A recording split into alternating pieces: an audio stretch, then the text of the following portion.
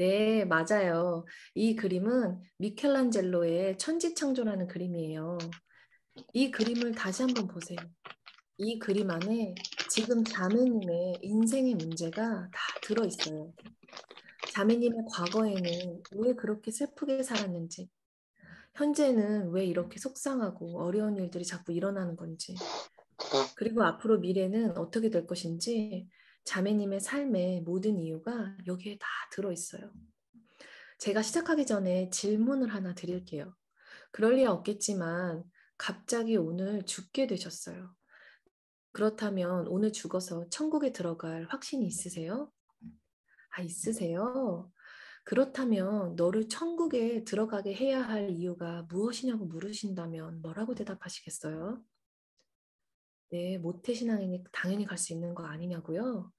네, 그러면 오늘 제가 하는 이야기를 잘 들어보세요. 오늘 이 질문에 대한 해답을 찾게 되실 거예요.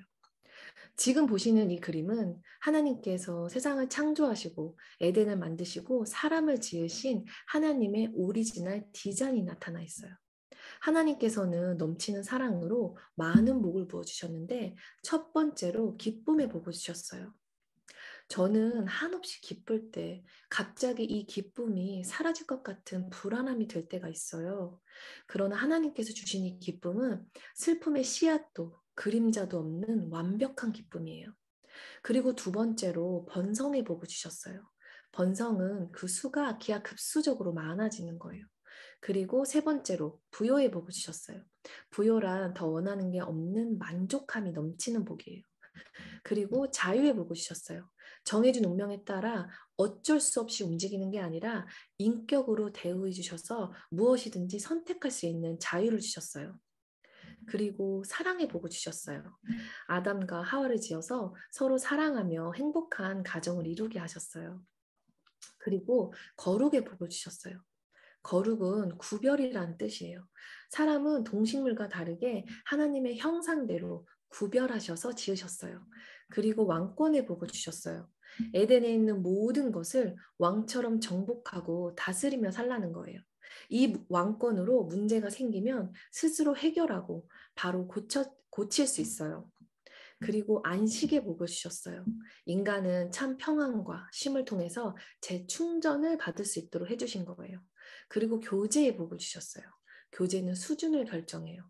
만왕의 왕이신 창조주 하나님과 교제하는 복은 하나님이 주신 최고의 복이에요. 그리고 마지막으로 영생의 복을 주셨어요. 병약한 채로 억지로 사는 게 아니라 앞서 말한 모든 복을 누리면서 하나님의 생명으로 영원히 사는 것이에요. 이것이 하나님이 처음 사람을 만드셨던 오리지널 디자인이세요. 이 모든 복이 주어진 상태를 천국이라고 해요. 자매님은 지금 현재 이런 모든 복을 다 누리고 살고 계신가요? 다는 못 누리신다고요? 그렇다면 안타깝게도 그건 정상이 아닌 거죠. 사람들이 다 그렇게 살지 않냐고요? 아니에요. 오리지널을 다시 회복할 수 있어요. 하나님은 이처럼 우리에게 천국의 모든 복을 누리면서 행복하게 살게 해주셨는데 큰 문제가 생겼어요. 성경을 보면 뱀으로 상징된 사탄이 인간을 시험했어요. 인간은 사탄의 유혹을 물리칠 수 있는 왕권을 가졌음에도 불구하고 시험에 빠져 죄를 범했어요. 하나님과 교제하며 특별한 관계를 맺고 살던 인간이 마귀에게 속아서 하나님을 의심했어요. 그리고 하나님께서 인격으로 대우해 주셔서 주신 자유의 복으로 하나님을 거역하고 마귀의 말을 선택해서 마귀의 말에 순종하는 죄를 범한 거예요. 그래서 생명의 복의 근원이신 하나님과 분리되어 끊어져 버렸어요.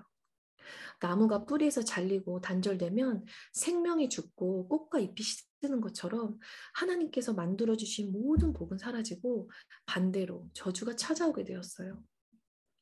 기쁨의 반대가 뭐지요? 네, 슬픔이죠. 이 세상에 슬프지 않은 사람이 없어요. 그리고 죄로 인해서 하나님과 단절되자 번성 대신 저주와 질병이 왔어요. 부요 대신 가난이 왔고요. 자유를 잃어버리고 방황하게 되었어요.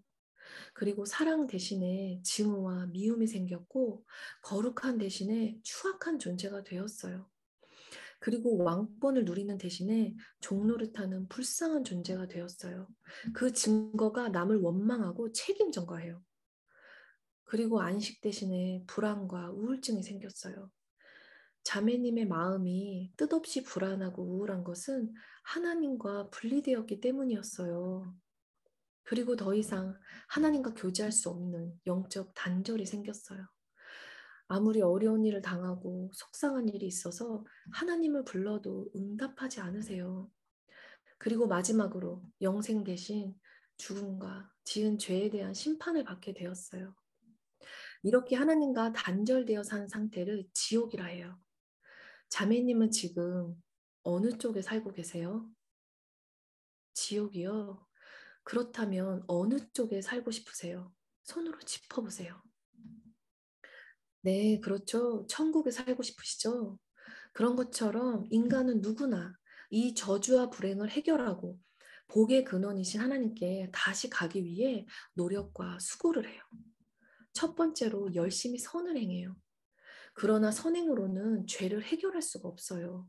죄값에 해당하는 값을 치러야지 착한 일로 해결될 리가 없겠죠. 죄는 죄고 선은 선이에요. 그리고 지식을 많이 쌓아보지만 지식은 모르는 게 많다는 걸 깨닫게 해줄 뿐이에요. 그리고 종교로 해결해 보려고 해요. 종교는 인간이 하나님께로 가려운 노력이에요. 인간은 육적인 존재이고 하나님은 무한하신 영이시기 때문에 하나님을 만날 수가 없지요. 자매님께서 모태신앙이라고 하셨는데 아무리 모태서부터 교회를 다니셨어도 그것으로는 죄를 없앨 수 없어요. 죄인 스스로는 죄를 용서할 자격이 없으니까요. 또 인간은 물질을 많이 가지면 인간의 모든 문제가 해결되고 천국을 누릴 거라고 생각해요. 그러나 물질은 단지 생활에 필요한 수단일 뿐이잖아요. 솔로몬처럼 죽을 때가 되면 절실히 깨닫겠죠. 내 손으로 했던 모든 일이 헛되어 바람을 잡는 일이었다는 것을요. 마지막으로 이도저도 안 되니 많은 사람들은 쾌락을 누리며 중독과 폐인이 됩니다. 자매님은 지금 어떻게 살고 계세요?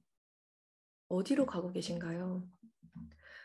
자매님, 만약에 지금 저쪽에 당장 물에 빠져 죽어가는 사람이 있어요. 그러면 주변 사람들의 반응은 어떨까요? 물이 얕은 곳으로 오세요 하고 소리를 치겠죠? 그래도 안 되면 어떡하죠? 구명 튜브나 밧줄 같은 걸 던져주겠죠? 그래도 안 되면 어떻게 할까요? 네, 그렇죠. 마지막 방법으로 누군가가 뛰어 들어가겠죠. 그렇지만 물에 뛰어 들어가면 위험해요. 나도 죽을 수가 있어요. 그럼에도 불구하고 물에 뛰어 들어가는 이유가 있어요. 그게 뭘까요? 네, 아주 다급해서예요. 그대로 놔두면 죽을 거니까 다급해서 뛰어들어요. 그리고 그 상대가 내가 너무 사랑하기 때문이에요. 내 부모다, 내 남편이다, 내 아들이다. 사랑하는 사람이라면 내가 죽는데도 뛰어 들어가는 거예요. 자매님이 지금껏 어떤 노력을 다해도 자매님 스스로 죄 문제를 해결하지 못하고 천국으로 가실 수 없었기 때문에 자매님을 구원하시기 위해 하나님께서 이 세상에 직접 뛰어들어오셨어요. 그 이유가 뭐지요? 네, 지금 이대로 내버려두면 죽는다. 너는 내 생명보다 더 중요하다. 그만큼 사랑한다. 그 뜻이세요. 하나님께서 자매님을 구하시기 위해 육신의 몸을 입고 이 땅에 직접 오셨어요. 그분은 바로 예수 그리스도세요. 예수님은 당신이 길이요, 진리요, 생명이라고 말씀하셨어요. 길은 하나님께로 되돌아가는 길. 진리란 삶의 모든 문제의 해답이라는 뜻이에요. 그리고 생명이란 죄로 단절되어 죽은 생명을 다시 살게 하는 영원한 생명이란 뜻이에요. 이 길과 진리와 생명이신 예수님이 자매님을 위해 하신 가장 중요한 일은 십자가에서 자매님을 대신해서 죽으신 거예요. 십자가에서 예수님께서 마지막으로 하신 말씀은 다 이루었다. 원어로는 테텔레스타이라고 하셨어요. 그 말뜻은 계산 끝냈다. 대가를 다 지불했다. 그 뜻이에요. 무슨 대가일까요? 자매님이 죄로 인해 저주와 죽음과 심판당하게 될 바로 그 죄값을 예수님께서 피 흘려 죽으심으로 다 계산 끝내고 완전하게 지불하셨다는 거예요. 그렇기 때문에 자매님이 당할 저주와 심판은 더 이상 남아있지 않아요. 이제 자매님에 대한 확실한 구원의 길이 열렸어요. 이제 중요한 것은 이 구원을 받아야 하는데 어떻게 받을 수 있을까요? 여기 요한복음 1장 12절 말씀을 읽어보세요. 아멘. 영접하는 것이 믿는 거예요. 믿는 것이 영접하는 거예요. 하나님을 의심해서 죄를 범한 인간이 다시 하나님께로 가는 길은 예수님이 하나님이심을 믿고 죄에서 구원하신 유일한 분이심을 받아들이시면 돼요. 그럼 어떻게 믿고 영접할까요? 여기 요한계시록 3장 20절 말씀을 한번 읽어보세요. 아멘. 지금 주님께서 이 말씀을 통해서 자매님의 마음과 인생의 문을 두드리셨어요. 이 말씀을 듣고 자매님의 마음의 문을 열면 예수님께서 들어가겠다고 하세요. 자매님은 예수님을 영접하기 원하세요? 그러면 자매님의 죄를 인정하고 회개하고 기도로 예수님을 영접하세요. 감사합니다.